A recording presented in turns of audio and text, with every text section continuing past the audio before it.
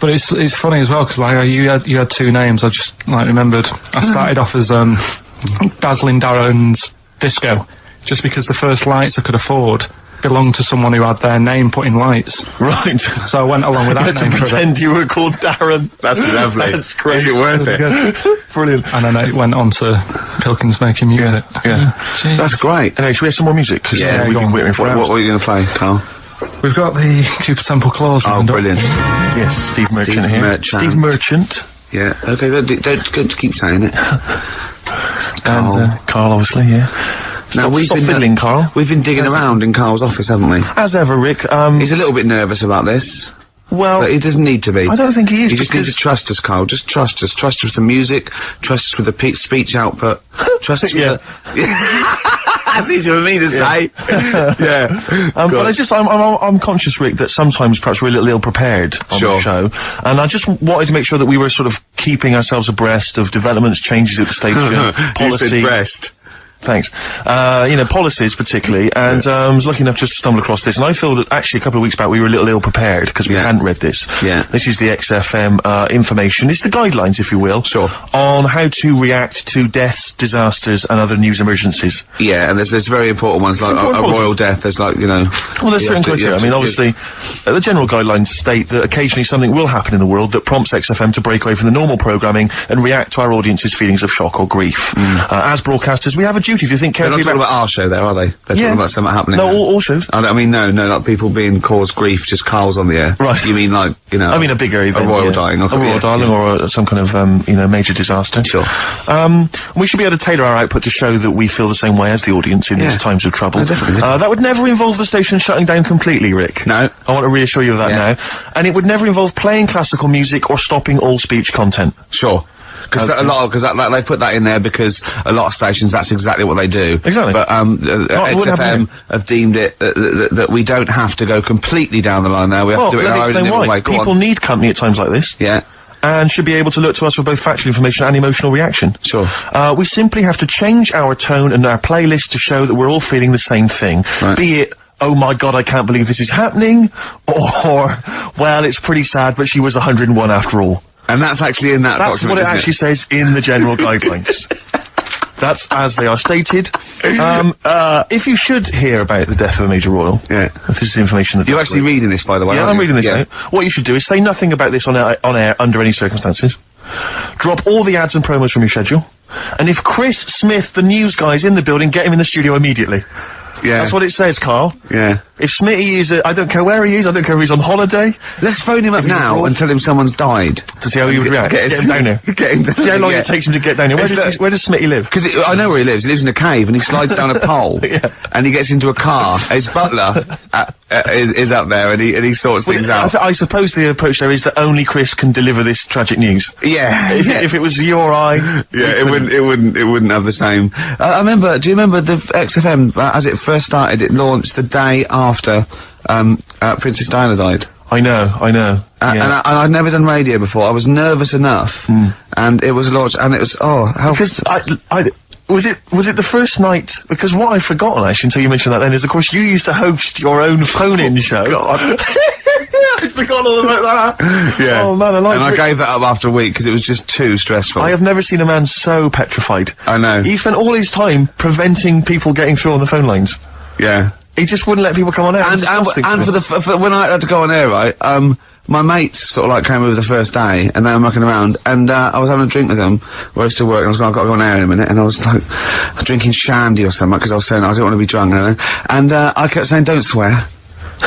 Telling my mates not to swear. They look at me like I was mental. I was going, don't swear, because I'll swear. I was terrified of two things. Just swearing, and operating the desk. I thought, even if I get through operating the desk, I'm gonna swear. And it just, it was awful. Didn't you spill coffee over the machine and then go, oh shit, on your first link? I can't remember. But I know it wasn't a triumph. No, I started off with I was really like music, and I started off with a classical piece by a bloke called Kuntz, who's a German composer. Brilliant. So I knew it was okay. You're then. off. You're off. Yeah. And so how did it go then? Because I remember it was appalling. But Carl, he's a composer. Look it up. Yeah, I know he is. Right, 08700 800 1234. Yeah. If you know what the composer I'm talking. What? Yeah, we've done it. We've done it now. Chill out, Carl. Come on. You know what people are like? What? You take things badly, don't they? Like who? Like what? You just... It's like a bull to a red rag, whatever.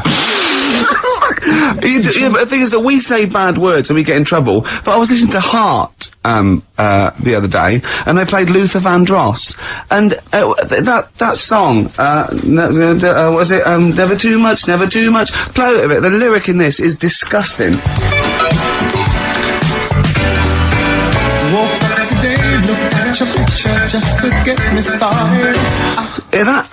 Woke up today, looked at your picture just to get me started. That's filthy. Play it again. Woke up today, looked at your picture just to get me started. That is just depraved. filthy. What a What is he doing? Just saying like that. Imagine that. He's got a young girl's picture, and he's going, oh, thanks for that. And he phones her up and goes, what did it say? You know that picture you gave me? She goes, yeah. He goes, well, I looked at it just to get me started. That poor young woman must... I imagine more that, like, she's sleeping, and he just sneaks in and he's got a Polaroid camera, she wakes up, he goes, what are you doing? She goes, what are you up to? He goes, no, I'm just taking a picture. Well, why? I'm gonna... you won't be here tomorrow, will you? Yeah, you're going on holiday tomorrow, aren't you? Yeah, well, I need I that. just need something to get me started. What do you mean, get you started? Yeah, you know, in the morning. And then that's on Heart. Alright. 6.2. So don't come on the air and tell us what we can and cannot say. We can't say classical composers' names or philosophers like Kant. Exactly. So don't tell us that, Carl. Alright? Just play a record. What you got, Play Steve? some rides, Steve. Yeah, I just think it's time that we listen to some Ride Rit. We haven't listened to them, I don't know about you and I, but I haven't listened to any for about 6-7 weeks. Yeah. Just thought it'd be good to have them on the air again. Yeah. And it's a tragedy they split up. This is the classic Chelsea girl, play it. Absolute girl.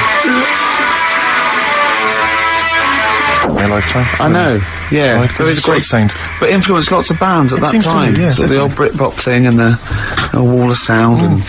They weren't... Were they shoegazers? Do you think they were, weren't they? Well, that's what they thought of, because there was a lot of nude lead guitar. But, good melodies as well, Rick, and that's always important. It is to me. I don't know about you, Carl, but it is important to us. Yeah. We've just had a couple of people, Sarah and Claire, call up and wish us luck for the BAFTAs, but for some reason they want one of us to do an impression of Leslie Phillips. Can't do it. He doesn't say ding dong and hello and all that. That's not bad. But I want Carl to do it though. Yeah, go on, Carl. Go on. Hello. Well done. Say ding dong. Ding dong. Nice. Yeah. Do you do any other impressions? No. I can't think of any. Hello. Do that. Hello. Yeah. You look like a ventriloquist dummy. Hello. Brilliant. Oh, Carl. Do, my name is Bond, James Bond, as though it were Sean My name's Connery. Bond. James Bond. Do that. Go on. My name's Bond. No, do it as though you were doing an impression. Sean. So I'm trying to be Scottish. Well, yeah. Well, yeah, sort of. Perhaps a bit more specific than that. Sean Connery. My name's Bond. Keep going.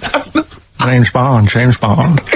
Like Jimmy Stewart. It's not like this. This is the best fun. It's like having your very own Fisher Price toy for 2 hours a week. It's great. Do Roger Moore. Do that. Roger Moore.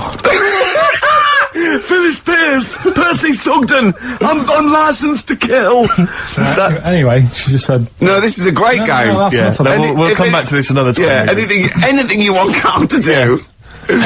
Carl's homework today was come up with those, you know those, lateral thinking things? Go on. Those stupid... Oh, I hate them. They're ridiculous, aren't they? Like a man went into a field and died, and you're meant to ask questions like, oh, was it... And it turns out his parachute didn't open. So it's basically, it's not logic, it's what am I thinking? Yeah.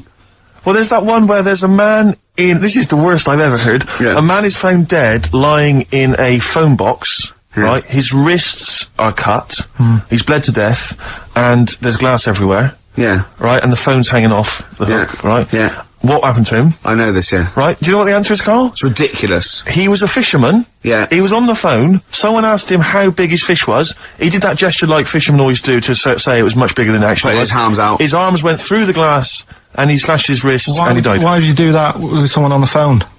When they can't see how big you're actually saying? Well, that's one of the many problems with that, that conundrum.